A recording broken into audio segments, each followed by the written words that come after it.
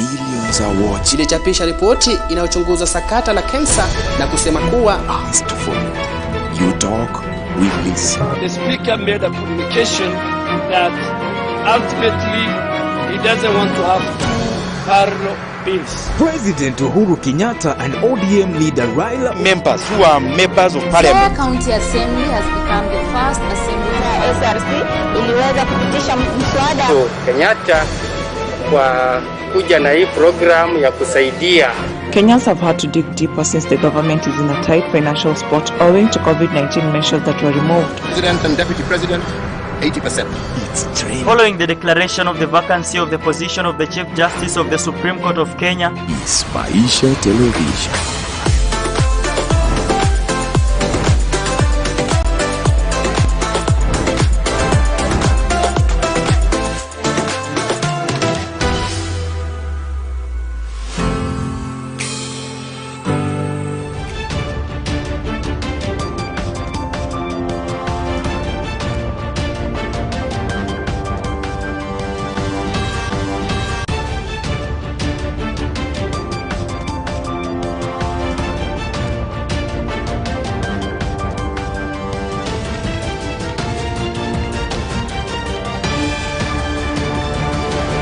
Naam, ndio mwanzo mkoko mwalika maua katika taarifa zetu. Natumai ubuheri wa afya.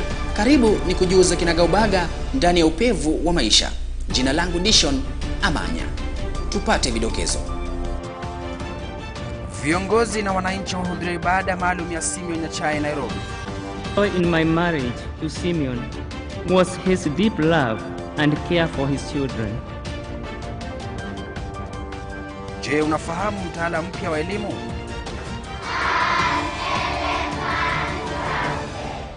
We are at a tipping point in our education system. The old must give way to the new. The summons of our times requires us to reimagine how we educate our children.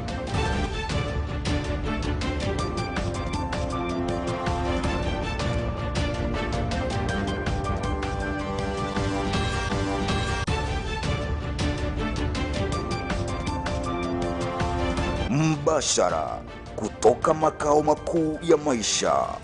Hii ni upevu wa maisha na Edition Amanya. Karibu. Kaunti ya Homa Bay imekuwa kaunti ya 3 kupitisha ripoti ya jopo la hadhi ya maridhiano BBI. Homa Bay sasa inaungana na kaunti ya Kisumu na Siaya kupitisha ripoti hiyo. Kaunti zingine bado zinaendelea kujadiliana kupitisha pendekezo la jopo la hadhi ya maridhiano BBI. We encouraged our women to walk out from the kitchen. They should fight for their rights.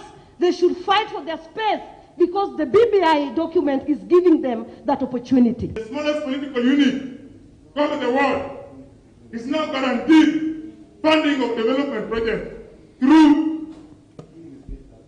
the supreme law of the land, the Constitution. As a county, we stand to benefit in many ways from the BBI proposals. Firstly, the allocation to counties will increase from the current 15% to 35%. In Kirinyaga, we will receive an increment in our equitable share allocation from the current 4 billion to 8 billion shilling. We will pass BBI eventually, but we want to follow the processes that are constitutional. We want to create good time for public participation. We want our members to be trained on it. So from tomorrow, the whole house will be trained for 2 weeks. Next week will be public participation. Then after that, we will pass BBI. Na kwingineko, viongozi mbalimbali walihudhuria ibada ya hayati Simeon Nyachae. Ibada hiyo ilifanyika katika kanisa la Kisabato la Maxwell jijini Nairobi. Simeon Nyachae aliaga baada ya kuugua akiwa na miaka 88. Mwanasiasa huyo mkongwe atazikwa Jumatatu Nyosia Kisii. Ibada ya mazishi yake itafanywa katika uwanja wa Nyaturago. Hayati Simeon Nyachae ambaye alikuwa waziri mstaafu aliaga dunia tarehe 1 Februari baada ya kuugua akiwa na miaka 88. Ibada yake imefanyika hivi leo katika kanisa la Kisabato la Maxwell jijini Nairobi. Knowing that Simeon sincerely loved me kept me going as I nursed him through his prolonged illness. I could have done anything in this world for more time with my beloved husband. But as he always told me to trust in God's plan for us, I know that this too is part of that plan. Please allow me to just say this.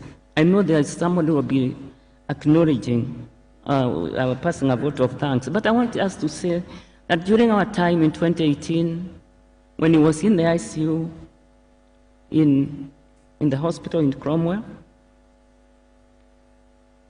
and His Excellency the President Uhuru Kenyatta visited him in the ICU, we were amazed. When he saw him, it was like some kind of medicine to see him from home. And I must say that the improvement was drastic. I just want to take that moment, I know somebody else will do it, to really appreciate that visit, because it made such a difference. A couple of months later, his mother came and again visited Mzee. This time he was not in the ICU, but I could see the joy, even having to share old stories. We do appreciate. I know there are very many other people who came there and here. And I just felt that from where I started, I needed to acknowledge that first family to have come all the way there and the difference it made in his recovery.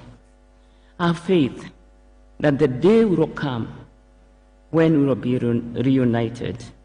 But until then, I shall miss and love you always, and we will celebrate you and all you have taught me and our children. May God bless you our soul in eternal peace. Love, grace. Wanasiasa na viongozi mbalimbali waliweza kuhudhuria hafla hiyo. Mwanasiasa mkongwe huyo atazikwa Jumatatu katika eneo la Nyusia katika kaunti ya Kisii. Ibada ya mazishi itafanyika katika uwanja wa Nyanturago. Ameiacha familia kubwa, na mkeo Mama Grace Nyachae aliweza kuhudhuria ibada hiyo. Mkeo alimwomboleza kwa kusema alikuwa mwanaume mwenye msimamo thabiti na upendo wake katika familia yake ilikuwa ya kufana. Hata katika uzee wake aliweza kuwaheshimu wazazi wake kama ilivyoandika kwenye Biblia. In my marriage to Simeon was his deep love and care for his children. Despite his very busy schedule, balancing his business and public service, I'm grateful that at home he would ensure that he made time for us. He set clear boundaries and often emphasized to the children that if they listened and followed his guidance, they will be the ultimate beneficiaries. It is a true blessing to witness the close bond he continued to have with his children until he rested. God bless him with life to witness and celebrate their successes. Kwa miaka 50 walikuwa marafiki na wakiheshimiana kwa upendo unaofaa.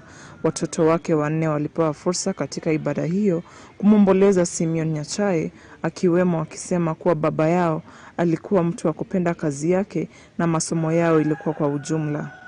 Marehemu alichaguliwa mara 3 katika eneo bunge la Nyaribari kama mbunge wao.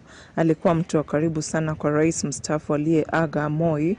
Walifanya biashara pamoja, wakashauriana kutembea kisiasa na rais mstaafu Moi, pia rais mstaafu Kibaki. Wengi walimwomboleza kwa kupoteza mtu aliye. Mwaka wa 2002 aliwania kiti cha urais, lakini alikuwa watatu baada ya rais mstaafu Mwai Kibaki na rais Uhuru Kenyatta. Mwaka wa 2004 alichaguliwa kama waziri wa kawi, kisha akawa pia waziri wa barabara nchini. Alijiuzulu kutoka uwanja wa kisiasa mwaka wa 2007.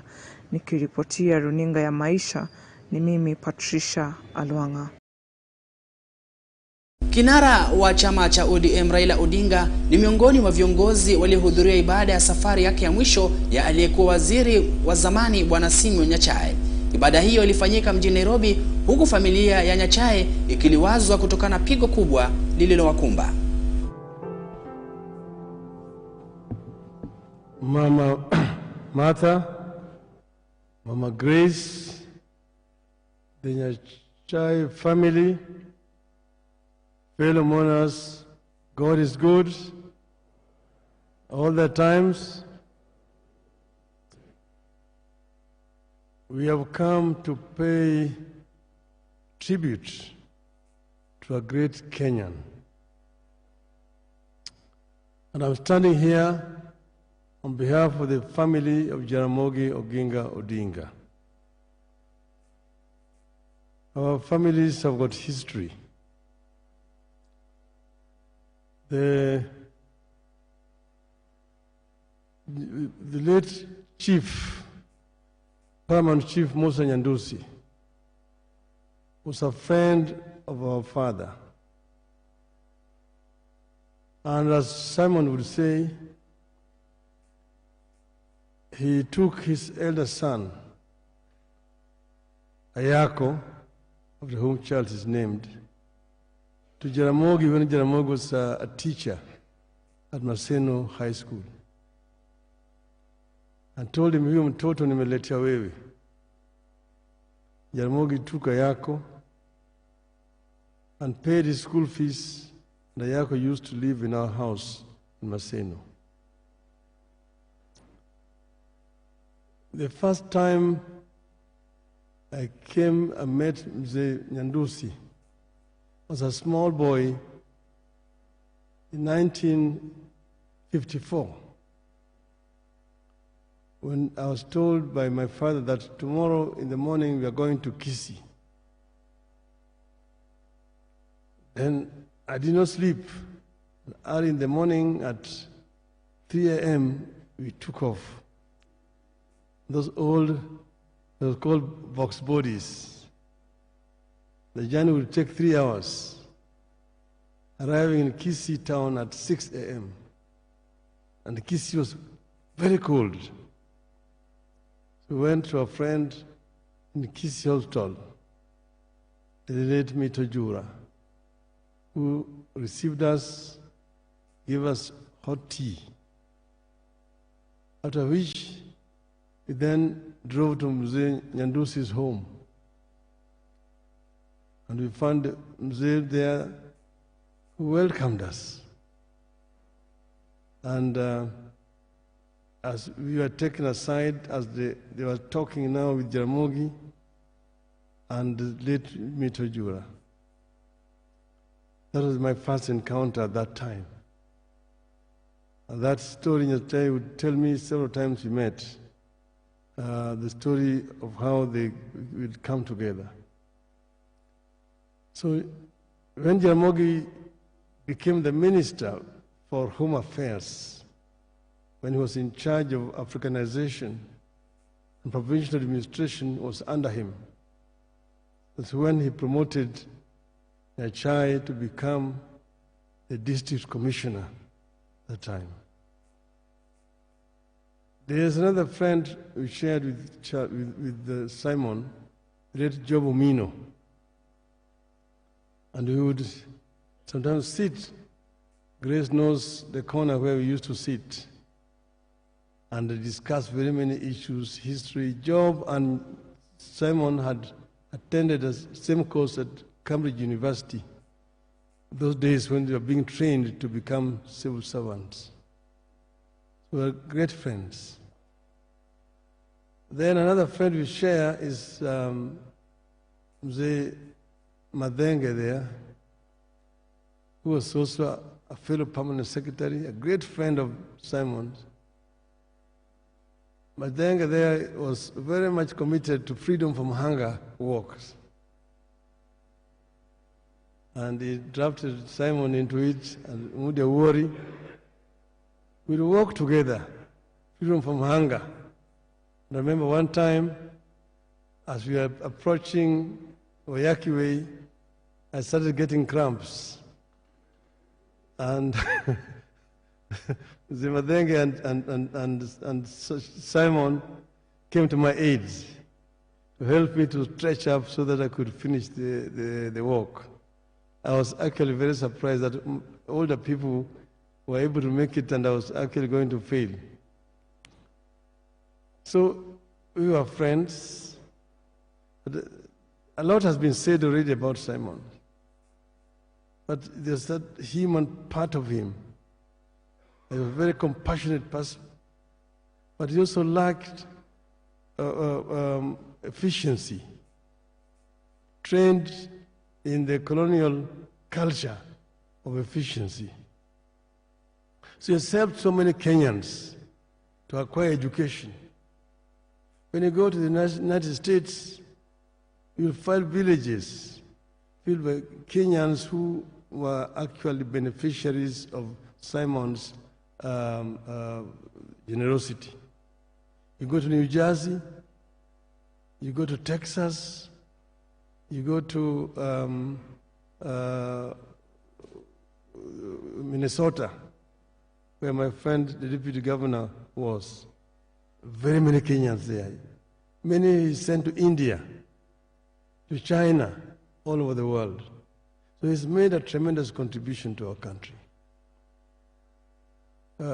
When he became a minister, I was a member of parliament. And we were, of course, opposition, and he was in the government. But we worked very closely together with Simon as a minister for agriculture, later minister for finance at that time. Later on, when he had resigned from the government and was in opposition, we again worked together. When we started the Rainbow Coalition together, he came with 4 people, and we were ourselves, we had broken away from Kanu, and we formed the Rainbow Coalition together because they had negotiated with the late Job Omino. However, when we now teamed up with NAK to form NAC, we had an issue. When I said Kibaki Tosha, that did not go down very well with Simon. And he would all the times keep on reminding me how I betrayed him. Na katika masuala ya elimu, serikali ikishirikiana na Wizara ya Elimu imefanya uzinduzi wa mtaala mpya wa elimu CBC. Utekelezaji kamili wa mfumo huo utachochea mabadiliko makubwa katika mfumo wa elimu na kulinda maslahi ya wanafunzi. Licha ya uwezo wao, mfumo wa CBC imetenga na kuwajibika katika vitengo 7: heshima, umoja, amani, uzalendo na kuaminika.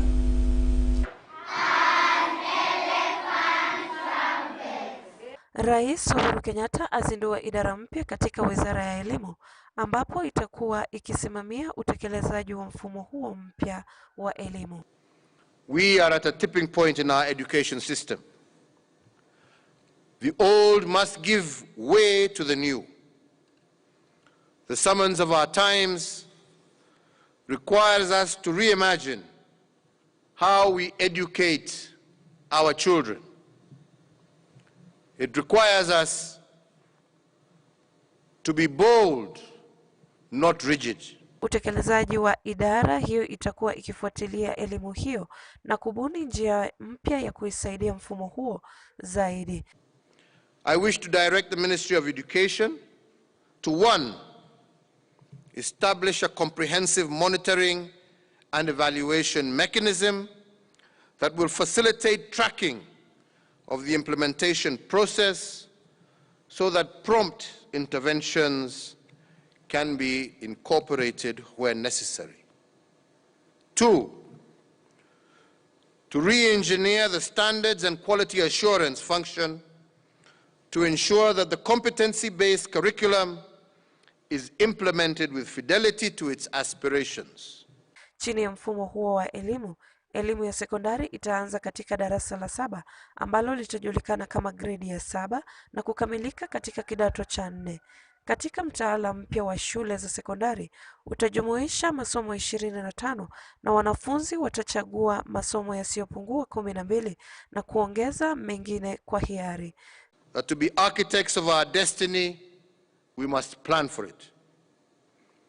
Given that the challenges of our times cause us to respond Using our education system, we can only succeed through designing and implementing a fit-for-purpose education system. Vile vile ni katika kiwango hiki ambapo talanta za wanafunzi na masomo wanayochangamkia yatatambuliwa kisha waruhusiwe kujikita katika masomo hayo pekee. Books are there and the pens there and the pencils they are there, but during these first weeks, from week 1 up to week 7, they are supposed to do like oral works, and they do co-curricular activity like modeling, coloring. They are not supposed to write right now. Badala ya mtihani wa kitaifa kutumika katika kigezo cha kuwapima wanafunzi, watakuwa wakitunukiwa alama katika masomo yote watakayoyapata baada ya kukamilisha masomo yao. Kupitia mtaala mpya, jukumu la walimu litabadilika kutoka kufundisha hadi kutoa mwongozo na kuwasaidia wanafunzi kufahamu mambo kuhusu masomo yao, badala ya kukwamilia tu yaliyomo kwenye mtaala jinsi ilivyo sasa. And when we give them their materials and those activities that they should do, it will come out. You will definitely see this one. Supposing you tell them to draw, the child will draw something that you didn't expect him or her to draw. So it will come out well that child is an artist. Supposing they are singing, you give them a song during the music class. When they are singing, you see those who are interested in singing, others are not. They don't want, they are not, that they are not interested at all. So when you come even to playing outside, outdoor activities, you see that there are children who don't want certain games. That will tell you something about them.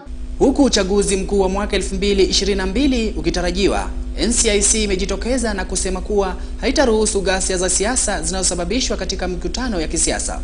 NCIC imeeleza kuwa imeanza kuchukua hatua kali kwa yote atakayekiuka sheria na kuzua vurugu. And you know what electioneering in Kenya is all about. The elections are 16 months away, but already campaigns have started. And as perhaps you have read, we in NCIC have already started taking a very serious look at the politicians, especially who involved not only in hate speech and ethnic contempt, but also who are causing even disunity within Nairobi and the rest of the country. And this piece to the city program is in line with the roadmap to peaceful elections of 2022. The roadmap was launched on 10th of December 2020, and if you would want to understand it better, you can actually go to the NCIC website and you find it there. And therefore, this program is a broad one that tries to have peace on the road, on the way to, during, and after the 2022 elections. And so NCIC will continue working closely with the County Commissioner's Office, and we have worked very well with the County Commissioner, Flora, and we want to increase this cooperation even more within this framework of what is being launched today. Viongozi wa kisiasa katika maeneo ya Isiolo, Wajir na Garissa wamewarai wakazi katika kaunti hizo tatu kudumisha amani. Hii inafuatia baada ya mkutano wa viongozi wa eneo hilo na waziri wa usalama wa ndani Daktari Fred Matiang'i Januari mwaka huu, ambao ulinuia kumaliza vita baina ya jamii ambazo ziliwafanya wenyeji kupoteza makazi. And this process, as I have said, is part of continuation of what we started last month. We were able as leaders to sit with our counterpart from Garissa, and we said that as far as Isiolo and Wajir is concerned, we shall take it up. So we have members of parliament from Isiolo, the three of us in the National Assembly. Our senator was also to be with us, but because she's engaged in important matters in the Senate, she could not join us. So we want to commit ourselves in terms of ensuring that we bring our communities together. Tumeamua ya kuwa hii vita ya jangili, hii vita ambao haitakuwa na mwisho kwa wakati wowote, hatuungi mkono hata kidogo. We are so much pained by the happenings between Isiolo North and Wajir West. As leaders, just like we said before, we will repeat and repeat again that there is no cause, there is no need, absolutely, for our communities to continue fighting over nothing. Na baadhi ya viongozi wa kidini wamejitokeza kukashifu tabia ya wanafunzi ya utovu wa nidhamu. Wanaunga mkono swala la kuanzisha adhabu ya viboko shuleni. Wanaeleza kuwa adhabu ya viboko haiwezi ikamuua mwanafunzi, kwani hata katika Biblia adhabu ipo kwa wale wasiofuata sheria. Kesi za utovu wa nidhamu katika shule nyingi humu nchini imeonekana kuongezeka, huku wanafunzi wakichoma mabweni, kuharibu mali yenye thamani kubwa na hata kusababisha vifo. Matukio haya yalionekana kutokea baada ya shule kufunguliwa tarehe 4 Januari mwaka huu baada ya likizo ndefu iliyosababishwa na janga la COVID-19. Baadhi ya wahubiri sasa wanataka wahusishwe ili wawe kwenye mstari wa mbele kupata suluhu. And I want to appeal to the CS education. You cannot really throw God out of the window and expect your school to be safe. We would want the church to take its rightful position to pray for the children. Some of these things are demonic, which you cannot finish by caning or punishing. On the part of the policy, I think it is right, and I concur with them. We need to allow the church and religious leaders into our schools. There is the bit that the intellectual counseling can do, but there is the bit that needs spiritual guidance. Kanisa linapendekeza kutumika kwa viboko shuleni ili kuadhibu wanafunzi japo kwa tahadhari. We also agree that we need to revisit the idea of caning and punishment. Punishment does not kill, it only shapes. If some of us were not well punished, we would not be where we are at today. And we appreciate our mothers and fathers who really punished us and caned us. We didn't die because of a stroke of the cane. Teachers are not mad. They will not kill their students by just disciplining them. So please, yes, and the government, remember, revisit this. And we as a church, we shall support you. Mwakilishi wa wanawake kaunti ya Migori, Daktari Pamela Odhiambo, amesema kuwa matatizo ya kifamilia ndio sababu kuu ya utovu wa nidhamu kwa baadhi ya wanafunzi, na matatizo kama haya yanapaswa kuhusisha kanisa. At the stage where our children are at secondary school, it is also been observed that many families are breaking at this juncture. There are disagreements in the families, and the young people just become aware of it. And this is another very traumatizing experience for a child to be in school knowing that my mother is not safe at home, my dad is not safe at home, and this kind of thing also affects our children. Akiongeza, alisema kuwa utafiti lazima ufanywe ili kuwakamata wahusika wakuu. Because in some cases, it may not just be the students, but there may be push and pull between various stakeholders in the schools. So that's why we call for thorough investigation to really know what is the genesis of these fires we are seeing in our schools. Who exactly is lighting, especially our dormitory? Why the dormitory? Askofu awasihi wanafunzi kwenda makanisani ili kupata mwongozo na ushauri. To the students, if you're listening to us, if there is anything that you feel that you need to address with your principal. But if not, the church is here. Come to us. We shall be able to guide you and counsel you. Matukio haya yanafanyika siku mbili tu baada ya mabweni mawili mengine kuchomeka. Nikiripotia runinga ya Maisha, ni mie wako Victoria. Magara.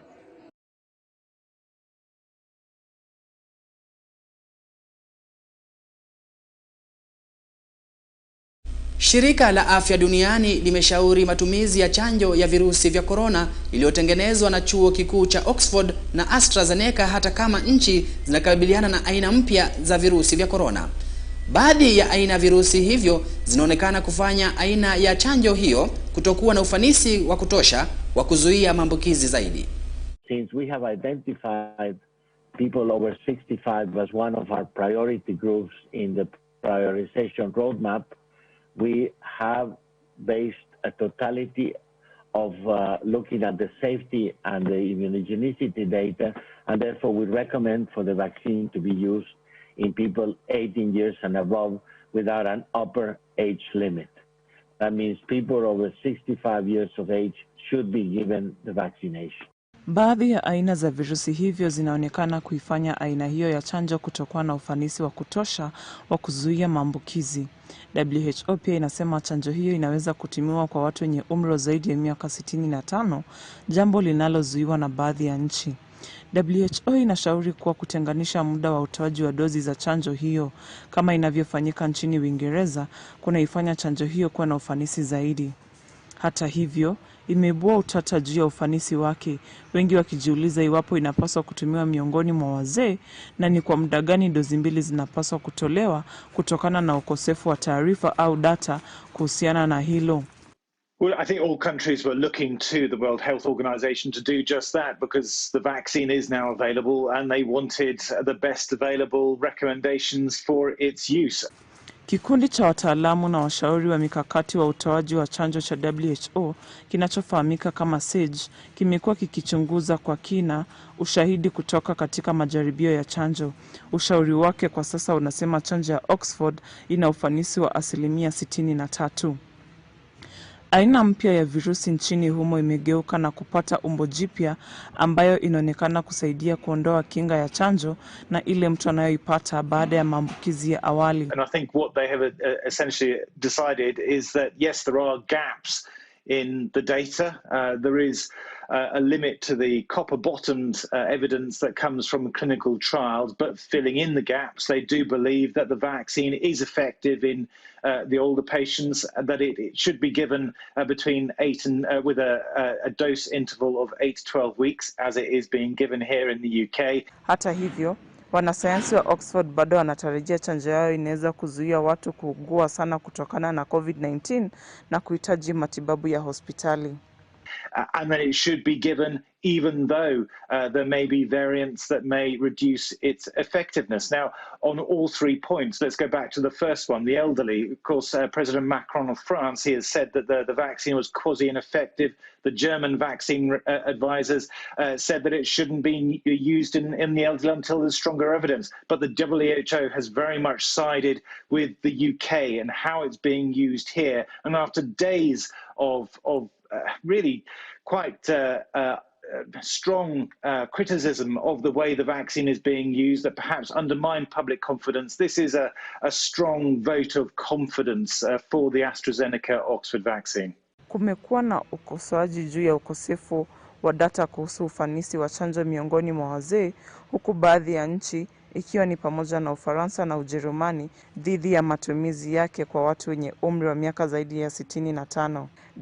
WHO ilisema kuwa ingawa kulikuwa na idadi ndogo ya watu wenye umri wa zaidi ya miaka 65 walioshiriki majaribio ya chanjo hiyo, tafiti nyingine zinaonyesha kuwa watu wenye umri mkubwa waliokuwa na kinga ya mwili karibu sawa na ya vijana, watu wazima. Majaribio kwa hiyo chanjo inapaswa kutumiwa kwa wote.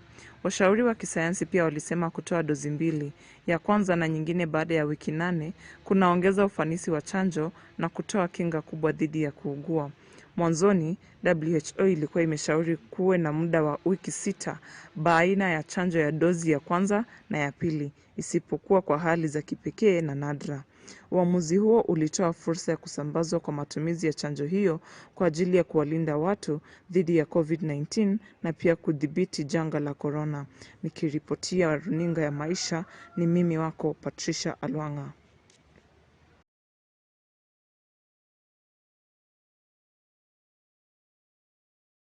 Na sina budi kutia nanga katika habari za upevu wa maisha. Endelea kutufuatilia na kututazama. Usije ukapitwa na habari kutoka kila kona ya dunia. Kwa kuwa ukizubaa utakuta mwana si wako. Langu jina litasalia kwa Dishon Amanya.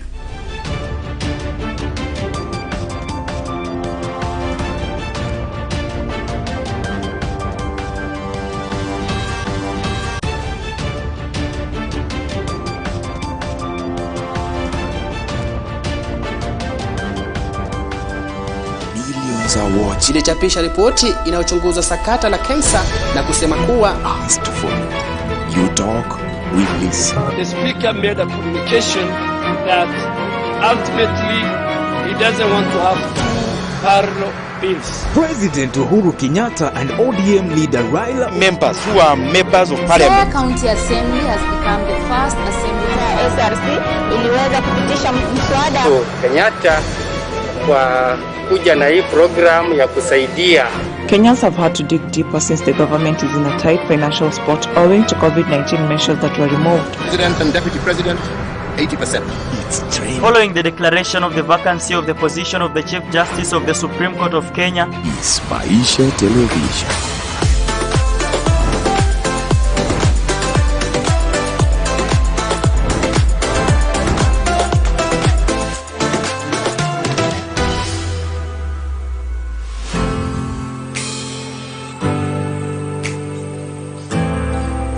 Choose